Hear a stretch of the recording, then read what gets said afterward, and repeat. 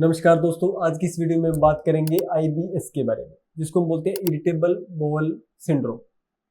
ये बीमारी क्या होती है, ये हमें क्यों होती है, क्या इसकी ट्रिगर फैक्टर है, यानी किन कारणों से ये बढ़ सकती है, लक्षण क्या क्या है इसकी जिससे हम पता लगा पाए कि ये आईबीएस हो सकता है, इसकी पहचान हम कैसे कर सकते हैं, इसके लिए कौन कौन सी इन्वेस्टिगेशन कराने चाहिए, इसका डिफरेंशियल डायग्नोसिस क्या है, यानी और कौन कौन सी बीमारियां हैं जिसके साथ आईबीएस के लक्षण कंफ्यूज कर सकते हैं, इसका होम्योपैथी में परमानेंट ट्रीटमेंट कैसे होता है और एलोपैथी से ये परमानेंटली ठीक क्यों नहीं होती।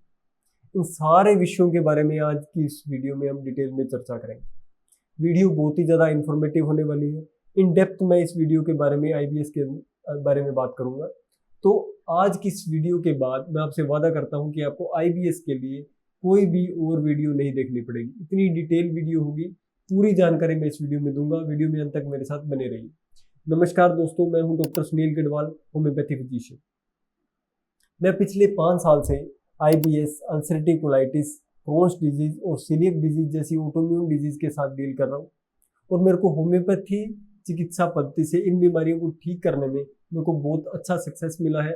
बहुत ही अच्छे सक्सेस रिजल्ट्स मेरे रहे हैं। अब यूट्यूब चैनल पर मेरे टेस्टिमोनियल इन वीडियोस के बारे में, इन बीमारियों के बारे में देख सकते हैं। दोस्तों, होम्योपैथी से कोई भी ऑटोइम्यून डिजीज को परमानेंटली ठीक किया जा सकता है, क्योंकि एलोपैथी से हम सिर्फ बीमारियों को मैनेज कर सकते हैं। इसलिए जब हमारी बीमारी मैनेज हो जाती है तो उसको ट्रीट करने के लिए हमें अल्टरनेटिव पद्धति का सहारा लेना चाहिए, जिसमें होम्योपैथी, आयुर्वेद, नेचुरोपैथी, योगा, यूनानी, ठीक है, ये सारी पद्धतियां आती है। इनमें से जो चीज आपको, जो साइंस आपको बेस्ट लगे, आप उसकी चॉइस करके आप उससे परमानेंटली क्योर ले सकते हैं। लेकिन एलोपैथी सिर्फ बीमारियों को मैनेज करने के लिए होती है। चलिए हम टॉपिक पे आते हैं। आईबीएस यानी इरिटेबल बाउल सिंड्रोम क्या होता है? नाम से ही जाहिर है, इरिटेबल। इरिटेबल का मतलब होता है चिड़चिड़ा। जब हम इरिटेट हो जाते हैं तो हमारा माइंड प्रॉपरली काम नहीं करता। उसी तरह से जब हमारी आंत चिड़चिड़ी होती है, हमारी बोल चिड़चिड़ी होती है, तो उसका फंक्शन, उसकी जो कार्य प्रणाली है वो डिस्टर्ब हो जाती है। तो इस डिस्टर्बेंस को, इस कार्य प्रणाली के डिस्टर्बेंस को हम सिंड्रोम बोलते हैं, डिजीज नहीं बोलते हैं। डिजीज होता है बीमारी, लेकिन सिंड्रोम बीमारी नहीं होता है। जब बहुत सारे लक्षण मिल जाते हैं और उसका कोई कारण नहीं होता, और वो लक्षण जब हमारी एनाटॉमिकल स्ट्रक्चर को, हमारी आंतों को या हमारी बॉडी के किसी अन्य पार्ट को डैमेज नहीं करता, तो उसको हम सिंड्रोम का नाम देते हैं। बीमारी और सिंड्रोम में फर्क होता है। इसलिए आईबीडी को हम इन्फ्लामेटरी बाउल डिजीज बोलते हैं और इसको हम इरिटेबल बाउल सिंड्रोम बोलते हैं। इसको डिजीज नहीं बोलते हैं। डिजीज तब होता है जब बीमारी होती है, और सिंड्रोम कोई बीमारी नहीं होती। सिंड्रोम कुछ लक्षणों का समूह है जो हमारी आंत के कार्य प्रणाली के डिस्टर्ब होने के बाद आते हैं, इसलिए हम उसको इरिटेबल बाउल सिंड्रोम बोलते हैं। तो यहाँ तक आपको क्लियर हो गया होगा कि इसको सिंड्रोम क्यों बोलते हैं और ये कोई बीमारी नहीं होती। अब हम बात करते हैं दोस्तों इसके लक्षणों के बारे में, कि आईबीएस के कौन कौन से लक्षण है जिससे हम ये पता लगा सकते हैं कि आपको आईबीएस हो सकता है। सबसे पहला लक्षण है दोस्तों, डायरिया अल्टरनेट विद कॉन्स्टिपेशन। कुछ लोग ऐसे होते हैं जिनको कभी लूज मोशन लग जाते हैं, फिर थोड़े दिन में कब्ज हो जाती है, फिर वो कब्ज का ट्रीटमेंट करते हैं, फिर लूज मोशन लग जाते हैं, फिर लूज मोशन का ट्रीटमेंट करते हैं, कब्ज लग जाती है। तो उनको कंफ्यूजन हो जाती है कि वो आईबीएस मतलब डायरिया का ट्रीटमेंट करें या कॉन्स्टिपेशन का ट्रीटमेंट करें, परेशान हो जाता है पेशेंट। नेक्स्ट है दोस्तों, लूज स्टूल। अगर आपका लूज स्टूल होने के बाद भी, यानी आपका सेमी सॉलिड स्टूल है, खाना आपका ढंग से पच नहीं रहा, लैटरिन बंद के नहीं आ रहा, और आपका एक बार में पेट साफ नहीं हो रहा। फर्ज करिए आप 5 बजे 6 बजे उठते हैं और 8 बजे तक आप 3-4 बार टॉयलेट में जाके अपना पेट साफ करते हैं, यानी सुबह आपके 2 घंटे तो सिर्फ पेट साफ करने में निकल जाते हैं। ठीक है, तो ऐसी कंडीशन को हम आईबीएस का नाम दे सकते हैं, जब आपका एक बार में पेट साफ नहीं होता, जब आपको बार बार फ्रेश होने के लिए जाना पड़ता है। और जब एक बार आपका पेट साफ हो जाए तो उसके बाद आप पूरा दिन कोई भी काम करें, कुछ भी खाएं, आपको कोई भी दिक्कत नहीं आती। ऐसे केसेस हमें जनरली देखने को मिलते हैं। ऐसी जो हमारी इरेगुलर बाउल मूवमेंट्स है उसको हम जनरली इग्नोर भी कर देते हैं, अगर कम हो दिक्कत, अगर ज़्यादा होती है फिर हम इस पर ध्यान देते हैं। तो इस तरह के सिम्टम्स को हम आईबीएस का नाम दे सकते हैं। नेक्स्ट है दोस्तों, जब आपका पेट साफ नहीं होता तो आपको गैस बहुत ज़्यादा बनेगी, आपको अफारा बहुत ज़्यादा आएगा, आपका खाना खाने का मन नहीं करेगा, पेट फूल जाएगा, गैस ऊपर की तरफ चढ़ेगी तो आपको सिर में दर्द हो सकता है। अनडाइजेस्टेड फूड आपका स्टूल के अंदर आएगा, यानी आप जो भी खा रहे हैं वो प्रॉपर पचेगा नहीं और वो खाना आपको लेटरिन के अंदर दिखाई दे सकता है, आपको लेटरिन के अंदर झाग आ सकते हैं, म्यूकस आ सकता है। तो इस तरह के सिम्टम्स हमें देखने को मिलेंगे। अगर आपका खाना अच्छे से पच नहीं रहा है तो आपको वेट लॉस भी देखने को मिलता है, लेकिन ड्रास्टिक वेट लॉस, बहुत ज़्यादा वेट लॉस एकदम से आईबीएस के अंदर जनरली नहीं होता है। अगर हो रहा है तो फिर हमें रूल आउट करना चाहिए कि कोई और बीमारी तो नहीं है, क्योंकि आईबीएस में इतना जल्दी वेट लॉस नहीं होता है, लेकिन वेट आपका बढ़ेगा नहीं। बहुत सारे लोग आपको ऐसे मिल जाएंगे जो बहुत स्किनी है लेकिन उनका वेट नहीं बढ़ रहा है बहुत सालों से, उसी एक कांस्टेंट एक फिक्स वेट पे है। आप उन्होंने लीवर का भी ट्रीटमेंट किया, उन्होंने इधर उधर कोई मेडिसिन ली, थोड़ी सी दवाई लेते हैं, एक बार वेट बढ़ जाता है फिर वापस कम हो जाता है, तो उनको समझ नहीं आ रहा है कि उनका वेट क्यों नहीं बढ़ रहा है। तो हो सकता है उनको आईबीएस हो, उन्होंने कभी ध्यान नहीं दिया हो, क्योंकि आईबीएस के सिम्टम कई बार इतने वर्ष नहीं होते हैं कि आपको किसी डॉक्टर तक जाना पड़े। कई बार क्या होता है दोस्तों, पेट साफ नहीं होने से आपके पेट में मरोड़ भी लग सकती है। कई बार खाना खाने के बाद आपको एकदम से मोशन के लिए जाना पड़ सकता है, और ऐसा 2-3 बार भी दिन में जाना पड़ सकता है। सडन अर्जेंसी होती है, एकदम से अर्जेंसी, एकदम से आपको खाना खाते ही या खाना खाने के आधे घंटे के बाद आपको तुरंत ऐसा है कि मोशन के लिए जाना पड़ रहा है। या कई बार कुछ पेशेंट्स में मैंने देखा है कि खाली पेट अगर दूध पी लिया, खाली पेट गन्ने का जूस पी लिया या खाली पेट चाय पी ली तो भी उनको एकदम से अर्जेंसी क्रिएट होती है। इस तरह के सिम्टम्स आईबीएस के हो सकते हैं। लेकिन एक चीज हमें दोस्तों खास ध्यान रखनी है कि आईबीएस के अंदर ड्रास्टिक वेट लॉस, बहुत ज्यादा सीवियर वेट लॉस नहीं होता है अचानक से। और दूसरी चीज, आईबीएस की वजह से कभी भी ब्लड नहीं आता है। इन दो चीजों को ध्यान रखना है। अगर आपको ब्लड आ रहा है तो फिर आपको रूल आउट करना चाहिए कि आपको ब्लड क्यों आ रहा है। हो सकता है आपको आईबीएस के साथ पाइल्स हो गया हो, क्योंकि क्या होता है जब हम 3-4 बार दिन में फ्रेश होने के लिए जाएंगे, 2-2 घंटे टॉयलेट में बैठेंगे, जोर भी लगाएंगे, तो पाइल्स हो सकता है। हमें हमारे मेरोडल वेन फूल जाती हैं, उसकी वजह से पाइल्स हो सकता है। नेक्स्ट है दोस्तों, अगर आपको कॉन्स्टिपेशन के साथ मोशन आ रहा है तो कई बार क्या होता है, टाइट स्टूल की वजह से भी आपका जो लेटरिन का रास्ता है वहाँ पे कट लग जाता है, जिसको हम फिशर का नाम देते हैं। और ऐसी स्थिति में जब लेटरिन पास करते हैं तो बहुत ज़्यादा सीवियर पेन होता है और साथ ही साथ ब्लड भी आ सकता है। लेकिन दोस्तों इस ब्लड की भी एक पहचान होती है, ये फ्रेश ब्लड होता है पहली चीज, और दूसरी चीज ये लेटरिन के साथ लग के नहीं आता है, मतलब मिक्स होके नहीं आता है। लेटरिन के साथ या तो लग के आएगा या लेटरिन से पहले या लेटरिन के बाद आएगा। कभी भी पाइल्स का ब्लड है वो लेटरिन के अंदर मिक्स होके नहीं आता। कोलाइटिस के अंदर जनरली या इन्फ्लेमेटरी बाउल डिजीज आईबीडी के अंदर आपके लेटरिन के अंदर मिक्स होके आपको ब्लड दिखेगा, लेकिन पाइल्स के अंदर और फिशर के अंदर जनरली ऐसा नहीं होता है। उसके अंदर जनरली फ्रेश ब्लड ही आता है। ठीक है, तो ये कुछ सिम्टम्स हैं जिसके बेस पे आप आईबीएस को रूल आउट कर सकते हैं। दोस्तों अगर इस तरह के आपके पास सिम्टम्स होते हैं तो डॉक्टर और भी आपके इन्वेस्टिगेशन करा सकता है इसको डायग्नोस करने के लिए और इसको रूल आउट करने के लिए कि आपको कोई और बीमारी तो नहीं है। और जब सारी रिपोर्ट्स नॉर्मल आती है तो हम ये फाइंड करते हैं कि आपको आईबीएस हो सकता है। नेक्स्ट है दोस्तों, आपके मन में एक सवाल आता है कि आपको ही ये बीमारी क्यों हुई, आपको क्यों हुआ आईबीएस। तो इसके पीछे दोस्तों 2 या 3 मेजर कारण होते हैं। पहला होता है लाइफस्टाइल, दूसरा होता है टेंशन स्ट्रेस, और तीसरा होता है हमारा नेचर। हर किसी को जिसको स्ट्रेस है उसको आईबीएस नहीं होगा, हर किसी की जिसकी लाइफस्टाइल खराब है उसको आईबीएस नहीं होगा, या हर किसी का नेचर, हर किसी को आईबीएस नहीं होगा, आप ये मान के चलिए। तो आईबीएस किसको होता है जनरली, जो मैंने देखा है मेरी प्रैक्टिस के अंदर, ये कोई ऐसा हार्ड रूल नहीं है कि उसी के अंदर ही होगा, लेकिन मैंने अपनी प्रैक्टिस के अंदर जो देखा है वो मैं आपको बताने की कोशिश कर रहा हूँ। क्योंकि जब एक होम्योपैथ किसी भी बीमारी का ट्रीटमेंट करता है तो उसको बहुत ज़्यादा डेप्थ में समझते हैं हम, पेशेंट को अच्छे से जानते हैं, बीमारी को अच्छे से जानते हैं। क्योंकि होम्योपैथी में बीमार का इलाज होता है, बीमारी का नहीं होता, ये होम्योपैथी का रूल होता है। तो जो बीमार व्यक्ति है उसकी मानसिक शारीरिक कंडीशन को हम अच्छे से समझते हैं, उसके बाद हम ट्रीटमेंट करते हैं। तो जब मैंने बहुत सारे पेशेंट्स को अच्छे से समझा और जाना, तब मेरे को कुछ एक रीज़न कॉमन लगे जो सभी के अंदर थे, और वो मैं आज आपके साथ डिस्कस करूंगा। उसमें से सबसे पहला रीज़न है दोस्तों, बाहर का खाना, packed food, fast food, spicy food. जो लोग ज़्यादा सेवन करते हैं उसको ये बीमारी होने के चांसेस है। आपकी बॉल मूवमेंट डिस्टर्ब हो जाएगी जनरली स्पाइसी फूड से। जब मिर्च मसाला बहुत ज़्यादा खाओगे तो आईबीएस हो सकता है। नेक्स्ट है दोस्तों फिजिकल एक्टिविटी। अगर आपकी फिजिकल एक्टिविटी बिल्कुल नहीं है, बिल्कुल नहीं है, आप पूरा दिन बैठे रहते हैं, तो आपको आईबीएस हो सकता है। थर्ड थिंग्स कि आपका अगर स्लीप साइकिल डिस्टर्ब है, आप 5 दिन में सो रहे हो, 5 दिन रात को सो रहे हो, एक दिन आप दिन में सो रहे हो 1 बजे रात को, और एक दिन आप दिन में 12 बजे या 1 बजे सो रहे हो, मतलब आपकी बॉडी प्रिडिक्ट नहीं कर पा रही है कि आपको सोना कब है। ठीक है। जनरली क्या होता है, अगर हम रात को 10 बजे सोते हैं तो हमें 10 बजे 10:30 बजे के बाद नींद आना शुरू हो जाएगी। लेकिन अगर आप एक दिन 10 बजे, एक दिन 1 बजे, एक दिन 5 बजे कभी भी सो रहे हो तो आपका जो स्लीप साइकिल है वो डिस्टर्ब हो जाता है, हमारी जो बायोलॉजिकल क्लॉक डिस्टर्ब हो जाती है, उसकी वजह से हमें बहुत सारी बीमारियां आ सकती हैं, उसमें से IBS एक है। नेक्स्ट है दोस्तों स्ट्रेस।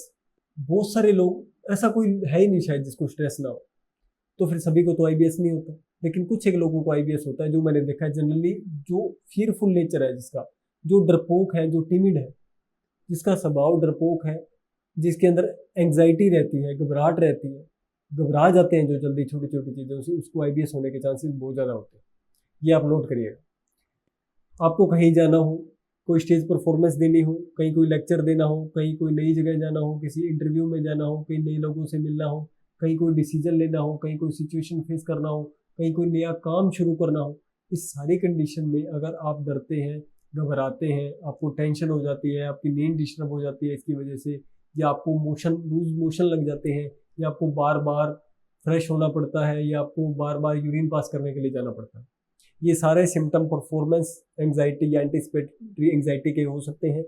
तो अगर इस तरह का नेचर अगर किसी पर्सन का है तो उसको लॉन्ग रन में जाके IBS के सिम्टम आ सकते हैं, ऐसा मैंने देखा है मेरी प्रैक्टिस के अंदर। नेक्स्ट है दोस्तों, अगर कोई ऐसा इंसान जो छोटी सी बीमारी को बहुत बड़ा करके देखता है, जैसे छोटी सी गांठ होगी तो उसको ये लगेगा कि कैंसर हो गया, हार्ट में यहाँ पे थोड़ा सा पेन हुआ चेस्ट में, तो वो इतना ज़्यादा डर जाएगा, उसको इन्वेस्टिगेशन कराएगा कि मेरे को ECG कराएगा, या कोई भी कोलेस्ट्रॉल वगैरह चेक कराएगा, उसको ये लगेगा कि यार मेरे को कहीं हार्ट अटैक ना हो जाए, तो कार्डियोलॉजिस्ट के पास जाएगा। मतलब ऐसी कोई भी बीमारी जिससे उसकी डेथ का खतरा हो, जल्दी डर जाएगा इंसान। ठीक है, तो इस तरह का इंसान जो बीमारी को बड़ा करके देखता है उसके अंदर IBS के चांस ज़्यादा होते हैं। ऐसा कोई इंसान जिसका नेचर बहुत ज़्यादा गुस्से वाला है लेकिन वो अपना गुस्सा शो नहीं करता, कर नहीं पाता है या करता नहीं है, रीज़न कोई भी हो सकता है, क्योंकि वो डरपोक है। गुस्सा तो उसको आता है लेकिन डरपोक होने की वजह से अपना गुस्सा जाहिर नहीं कर पाता। बहुत सारी जगह ऐसी जहाँ पे सामने वाला बंदा डोमिनेटिंग है, वहाँ पे आप अपना गुस्सा दिखा नहीं सकते। तो ऐसी कंडीशन में जब आपका गुस्सा दबता है तो आपको पेट संबंधी बीमारियां होने के खतरे ज़्यादा रहते हैं। ये रूल है दोस्तों, अगर आपका इमोशन दबता है, कोई गुस्सा दबता है, तो आपको पेट संबंधी बीमारियां होने के चांसेस होते हैं।